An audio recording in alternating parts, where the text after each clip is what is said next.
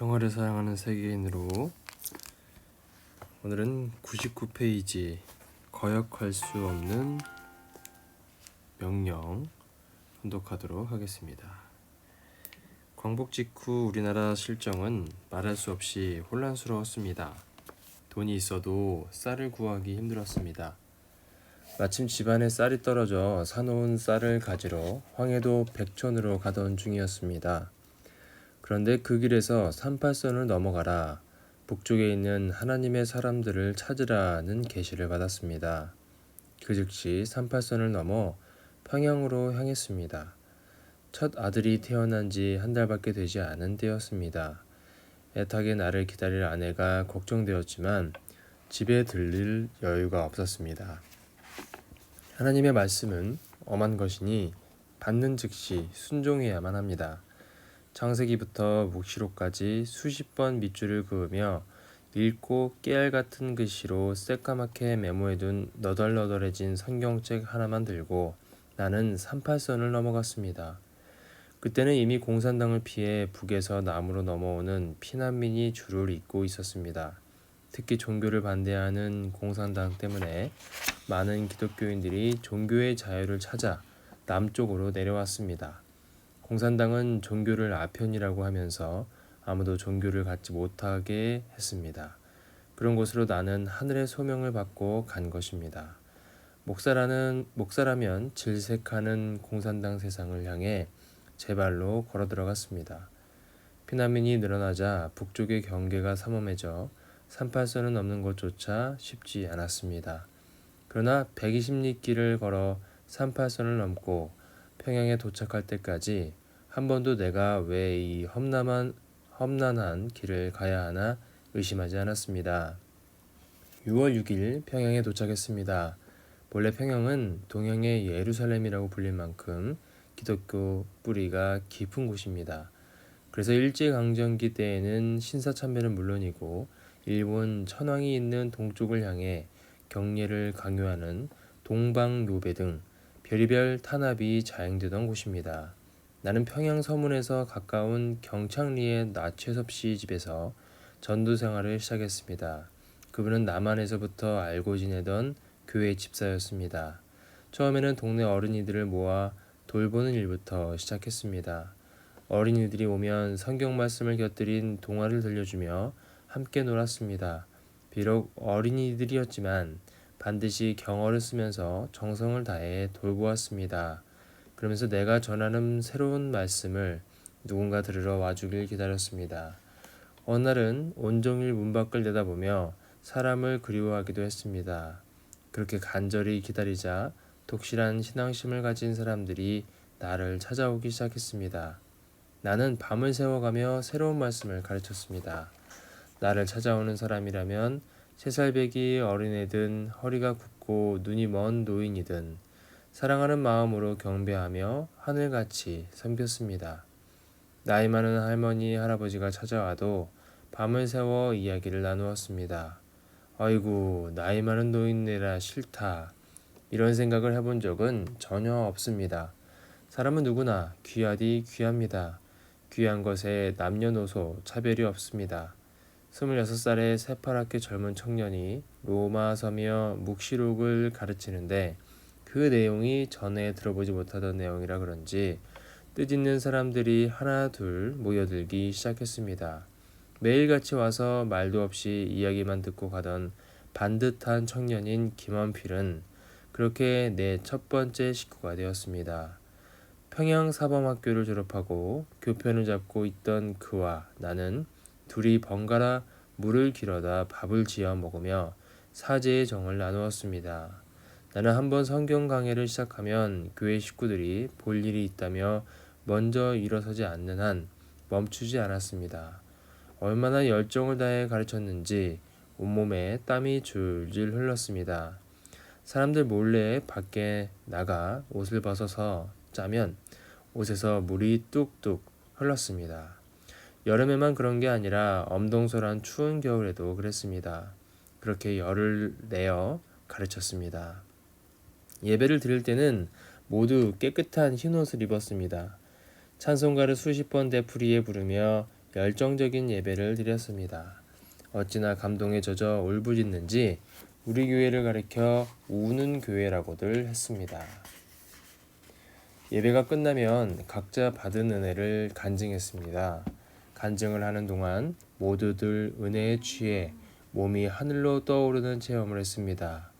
우리 교회에는 입신하는 사람, 예언하는 사람, 방언하는 사람, 또 방언을 통역하는 사람 같이 영통한 이들이 많이 나타났습니다. 때로 우리 교회에 합당치 않은 사람이 와 있으면 영통한 사람이 눈을 감은 채 그에게로 가서 어깨를 딱 쳤습니다. 그러면 어깨를 맞은 사람이 갑자기 눈물 콧물을 흘리며 회개기도를 올렸습니다. 그럴 때면 뜨거운 성령의 불길이 휘익하고 지나다니는 것이었습니다. 성령불의 역사가 일어나면 오랫동안 속을 썩이고 있던 병들이 씻은 듯이 나았습니다. 특히 내가 남긴 밥을 먹고 위장병이 나았다는 사람의 이야기가 주변에 퍼지자 교회 밥은 약밥이라며 내가 남긴 밥을 기다리는 사람들도 많았습니다. 이 같은 성령 체험들이 알려지면서 교회 문을 닫을 수 없을 정도로 식구수가 늘어났습니다. 지승도 할머니와 옥세연 할머니는 꿈속에서 젊은 선생이 이남에서 올라와 만수대 건너편에 있으니 가서 만나라는 말씀을 받고 찾아온 경우였습니다. 누가 전도하거나 인도한 것이 아니라 하늘이 알려준 주소를 들고 골목골목을 돌아 찾아와서는 꿈에서 뵌 분이 바로 선생님이십니다 하며 반가워했습니다. 신학을 공부한 목사들도 나를 찾아왔습니다. 나는 그들의 얼굴만 봐도 무엇이 궁금해서 찾아왔는지 알았습니다. 내가 묻지도 않고 그들의 문제에 답을 주면 기쁘고 놀라서 어쩔 줄 몰라 했습니다. 내 스스로 깨닫고 체험한 이야기를 통해 하나님의 말씀을 가르친 탓인지 지금까지 이해가 안 돼 꽉 막혀 있던 부분이 시원하게 해결되었다며 많은 사람들이 좋아했습니다. 큰 교회에 다니던 사람들 중에는 내 설교를 듣고 아예 다니던 교회를 그만두고 우리 교회로 오는 이들도 있었습니다. 평양에서 제일 유명하던 장대제 교회에서 핵심 일꾼이라고 불리던 15명이 한꺼번에 나를 찾아오는 바람에 교회 장로들이 크게 항의한 적도 있었습니다. 김인주 아주머니의 시아버지는 평양에서 이름난 장로였습니다. 아주머니의 집이 바로 시아버지가 다니던 교회 담장 옆이었는데 그 교회로 가지 않고 시댁 식구들 몰래 장독대로 올라가 담을 넘어 우리 교회로 왔습니다. 아주머니는 태중의 딸을 가진 몸으로 2억 길이나 되는 담장을 무서울 줄도 모르고 뛰어넘었습니다. 이 일로 아주머니는 장로인 시아버지한테 모진 박해를 받았습니다. 나도 그것을 알고 있었습니다. 내 마음이 몹시 아픈 날이면 우리 식구를 아주머니 집으로 보냈습니다. 그런 날은 영락없이 아주머니가 시아버지한테 매를 맞고 있었습니다. 어찌나 모질게 때리는지 아주머니는 피눈물을 흘렸습니다. 그런데 우리 식구들이 대문 밖에 서 있으면 조금도 아프지 않다며 선생님은 제가 매를 맞는 걸 어찌하셨어요? 우리 식구만 나타나면 나는 안 아픈데 때리는 시아버지는 힘이 들어 어쩔 줄 모르시니 어쩐 일인가요? 하고 묻곤 했습니다. 매를 때리고 기둥에 묶어놓아도 며느리가 계속 우리 교회에 나오자 김인주 아주머니의 가족들이 교회로 찾아와 다짜고짜 나를 때리기도 했습니다. 옷이 찢기고 얼굴이 심하게 부어올랐지만 나는 단 한 번도 맞서지 않았습니다. 내가 맞서면 아주머니가 더욱 곤란해지리라는 것을 잘 알고 있었기 때문입니다. 큰 교회에 다니던 사람들이 자꾸만 빠져나오자 기성교회의 목사들이 나를 시기해서 경찰에 고발했습니다.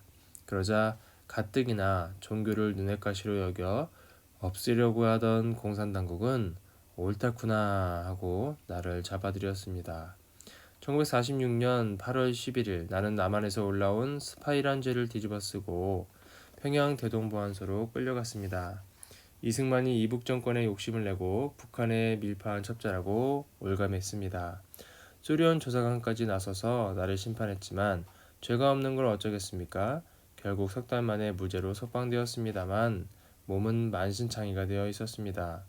고문으로 피를 너무 많이 흘려 목숨이 위태로운 상태였지만 교회 식구들이 거두어 주었습니다. 아무런 대가 없이 내게 생명을 준 것입니다. 그래서 나는 다시 힘을 내어 교회 일을 시작했습니다. 1년이 넘으니 교세가 부쩍 커졌습니다. 기성교회는 그런 우리를 가만히 놔두지 않았습니다. 기성교회에 다니던 신도들이 점점 더 많이 우리 교회로 몰려오자 나를 반대하는 기성교회 목사 80여 명이 경찰서에 투서를 넣었습니다. 1948년 2월 22일 나는 이승만의 스파이자 사회질서를 물러나게 했다는 혐의로 또다시 공산당에게 잡혀갔습니다. 쇠고랑을 차고 끌려간 지 사흘 만에 머리를 깎이고 감옥에 갇혔습니다. 교회를 꾸리는 동안 길렀던 머리카락이 툭 하고 바닥으로 떨어지던 것이며 내 머리를 깎던 이 암흑의 모습까지 아직도 생생하게 기억하고 있습니다. 감옥에 있는 동안 죄를 자백하려며 무수히 때렸습니다. 그렇지만 피를 토하고 쓰러져 숨이 끊어질 것 같은 순간에도 정신줄을 놓지 않고 버텼습니다. 고통이 너무 커서 허리가 퍽 하고 꺾이면 아버지 나 좀 구해주시오 하는 기도가 절로 나왔습니다. 그렇지만 다시 정신을 차리면서 아버지 걱정 마이소. 문선명이 아직 안 죽었습니다. 이렇게 형편없이 죽지 않습니다. 하고 배짱을 내밀었습니다. 그렇습니다. 나는 아직 죽을 때가 아니었습니다. 내 앞에는 완수해야 할 일들이 산처럼 쌓여 있었고 내게는 그 일을 감당해야 할 사명이 있었습니다. 고문 따위에 굴복해 동정을 구할 정도로 나약한 내가 아니었습니다. 고문을 당해 쓰러질 때마다 내가 맞는 매는 민족을 위해 맞는 거다. 내가 흘리는 눈물은 민족의 아픔을 대신해 우는 거다 하는 생각으로 버텼습니다. 고통이 너무 심해 정신을 잃을 지경이 되면 영락없이 하나님의 음성이 들렸습니다. 숨이 끊어질락 말락하는 순간에 하나님이 나타나십니다.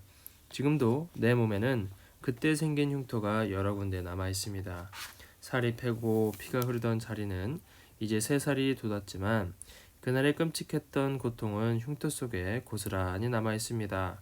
나는 그날의 고통이 남긴 흉터를 바라보며 다짐하곤 합니다. 이 상처를 가진 너는 반드시 승리해야 돼. 구금된 지 만 40일 만인 4월 3일에 공판이 예정되어 있었지만 나흘이 연기되어 4월 7일에 공판이 열렸습니다. 공판정에는 이북에서 내로라는 유명한 목사들이 우르르 몰려와서 나에게 별의별 욕을 다했습니다. 종교는 아편이라며 공산당도 나를 비웃었습니다. 공판을 보러 나온 교회 식구들은 한쪽에서 구슬프게 울었습니다. 마치 자식이나 남편이 세상을 떠나기라도 한 것처럼 애절하게 울었습니다. 그렇지만 나는 눈물을 흘리지 않았습니다. 나를 보고 몸부림을 치며 울어주는 식구들이 있으니 하늘길을 가는 나는 조금도 외롭지 않았습니다. 나는 불행한 사람이 아니니 울어서는 안 된다고 생각했습니다. 판결을 받고 공판정을 떠나가면서 교회 식구들에게 수갑찬 손을 흔들어 주었습니다. 수갑에서 짤랑짤랑 종소리가 나는 것 같았습니다. 그날 바로 평양 형무소에 수감되었습니다. 감옥살이는 조금도 두려울 것이 없었습니다. 한두 번 해보는 것이 아니었으니까요. 게다가 나는 감방장하고 친해지는데 선수입니다. 몇 마디만 이야기를 나누면 어떤 감방장이라도 금세 친구가 됩니다. 나는 누구와도 친구가 될 수 있습니다. 사랑하는 마음이 있으면 누구와도 마음을 터놓게 됩니다. 며칠이 지나자 제일 구석진 곳에 앉아있는 나를 감방장이 윗자리로 끌어올렸습니다. 변기통 옆에 비좁은 구석이 내가 제일 좋아하는 자리인데 자꾸 더 높은 자리에 앉으라고 했습니다. 아무리 싫다고 해도 막무가내였습니다. 감방장하고 친해진 다음에는 방한 사람들을 하나하나 살핍니다. 사람의 얼굴은 그 사람의 모든 것을 말해줍니다. 아, 당신은 이렇게 생겼으니 이럴 것이고 또 당신은 저렇게 생겼으니 저럴 것이요 하고 이야기를 시작하면 모두들 놀라워했습니다. 처음 본 내가 자기 속을 알아맞히니 내심으로는 싫어하면서도 인정할 수밖에요. 누구하고도 마음을 터놓고 사랑의 마음을 나누니 감방에서도 친구가 생겨 살인수하고도 친해졌습니다. 억울한 감옥살이였지만 내게는 나름대로 뜻이 있는 단련 기간이었습니다. 이 세상에 아무 뜻없는 시련은 없습니다. 감옥에서는 이나 벼룩도 다 친구입니다. 감옥 안의 추위가 얼마나 혹독한지 죄수복의 시침질한 곳으로 줄을 지어 기어다니는 이를 잡아 한 곳에 늘어놓으면 이들끼리 서로 달라붙어 동그랗게 됩니다. 그걸 말똥구리처럼 대굴대굴 굴리면 서로 떨어지지 않으려고 안간힘을 씁니다.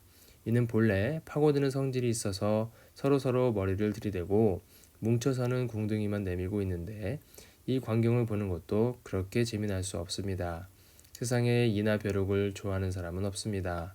그렇지만 감옥에 있다 보면 이나 벼룩도 소중한 이야기 상대가 됩니다.